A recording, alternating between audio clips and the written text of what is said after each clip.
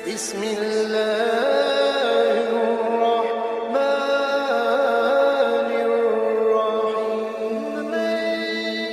pertanyaan gini Pak. Ya, silakan dibacakan. Langsung saja pertanyaannya. Saya pernah mendengar seorang khotib dalam khutbah Jumat berkata bahwa seorang bisa masuk surga karena rahmat Allah. Baik. Namun, ada pula mubalik yang berkata bahwa seorang bisa masuk surga karena amal ibadahnya. Mohon penjelasan bagaimanakah yang sebenarnya. Nah, itu pertanyaan Pak Gi. Ya.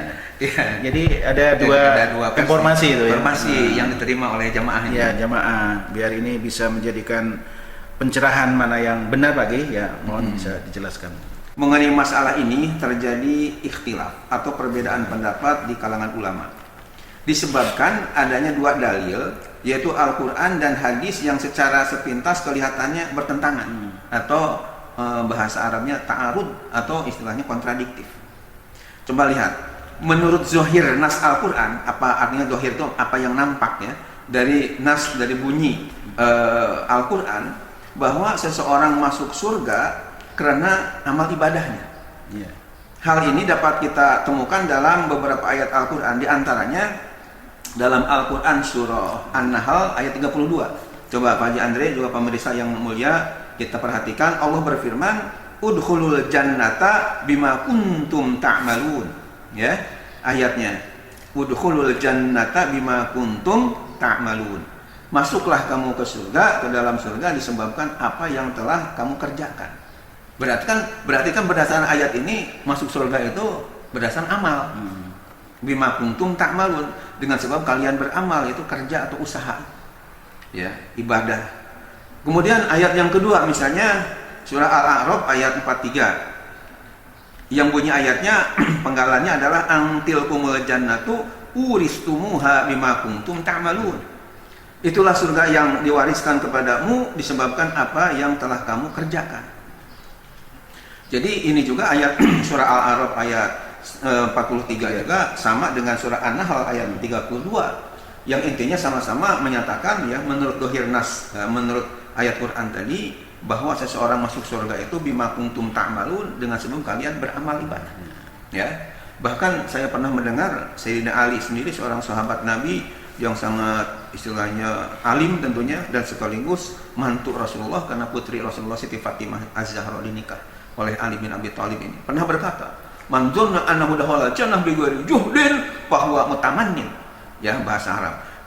Artinya man dzanna, barang siapa yang mengira, menduga dakhala jannah, bisa masuk surga bighairi juhdin. Pakai jim, ha besar dan dal. Artinya tanpa ada kesungguhan dalam ibadah.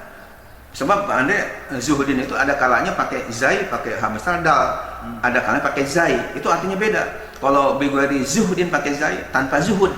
Kalau zuhud itu artinya orang yang tidak diperbudak oleh materi. Ini orang ini zahid, orang ini biasanya ahli tasawuf ya, ahli sufi, ini zuhud sekali.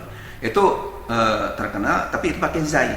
Nah, tapi ungkapan yang saya Ali ini pakai jim, juhdin dari kata jihad. Ya, artinya tanpa sungguh-sungguh. Kan kalau jihad itu perang itu biasanya enggak ada yang loyo, yang sungguh-sungguh. Nah, jadi barang siapa yang mengira masuk surga tanpa ada kesungguhan dalam ibadah, bahwa mutamannin, kata Imam Sayyidina Ali tadi, maka dia adalah penghayal yang kelas kakap. Namun menurut nas, ya, zahir nas hadis Nabi, artinya apa yang nampak dari hadis Nabi, bahwa amal ibadah itu tidak dapat memasukkan seseorang ke dalam surga, bahkan tidak pula menjauhkan seseorang dari azab api neraka, melainkan karena rahmat Allah semata, berdasarkan nas hadis yang sahih. Coba lihat hadisnya dalam kitab Sahih Muslim. Kitab Sahih Muslim ini Pak Andre adalah kitab sahih yang tidak diragukan isinya tentang kesahihannya, kebenarannya. Ini memang sabda dari Nabi kita Muhammad sallallahu alaihi wasallam.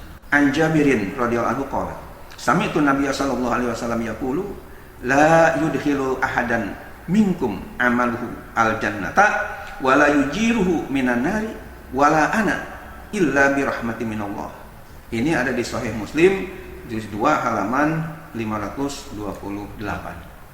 Artinya dari sahabat Jabir radhiyallahu anhu, ia berkata, saya pernah mendengar Rasulullah Nabi Muhammad SAW bersabda, amal soleh seseorang di antara kamu tidak dapat memasukkannya ke dalam surga dan tidak dapat menjauhkannya dari azab api neraka, dan tidak pula aku, kecuali ini Nabi yang bersabda ya, tidak pula aku kecuali dengan rahmat Allah.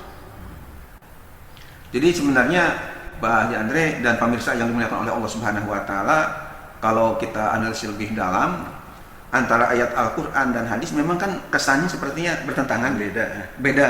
Menurut Al-Qur'an masuk surga berdasarkan amal, menurut hadis masuk surga berdasarkan rahmat dan karunia Allah. Nah, ini kayak mustahil untuk bertentangan. Kenapa mustahil?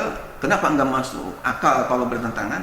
Karena Rasulullah SAW ini kan katakanlah seorang nabi dan rasul, petugas atau pesuruh ya dari Allah Subhanahu wa taala, yang di antara bicaranya itu, di antara tugasnya memperjelas kepada apa yang kurang jelas dari Al-Qur'an. Jadi tidak benar kalau ada orang, seorang khatib dalam khutbah Jum'ahnya itu berkata bahwa seseorang masuk surga karena rahmat Allah Subhanahu wa taala semata, sebab tidak sesuai dengan bunyi nas ayat-ayat Al-Qur'an yang menyatakan bima kuntum ta'malun, dengan sebab kalian beramal atau beribadah. Begitu pula tidak tepat kalau ada orang, seorang mubaligh dalam pidatonya berkata bahwa seseorang masuk surga karena amal ibadahnya semata, sebab menyalahi bunyi nas hadis Nabi yang sahih tadi. Yang benar ialah seseorang masuk surga berkat amal ibadahnya dan dengan adanya rahmat Allah serta karunia-Nya. Ia diberi taufik untuk beramal dan diberi hidayah agar ia ikhlas dalam beramal. Dan ketika ibadah itu harus disertai dengan rahmat Allah. Maunya dia istilahnya warawiri atau gada gidig, datang ke masjid, itu juga tidak lepas dari rahmat Allah. Sebab tidak sedikit orang yang malas ya mau ibadah tapi kan berat sekali. Berarti belum ada rahmat Allah dan hidayah, sehingga dengan dia datang ke tempat itu tidak lepas dari kena ada rahmat Allah. Subhanallah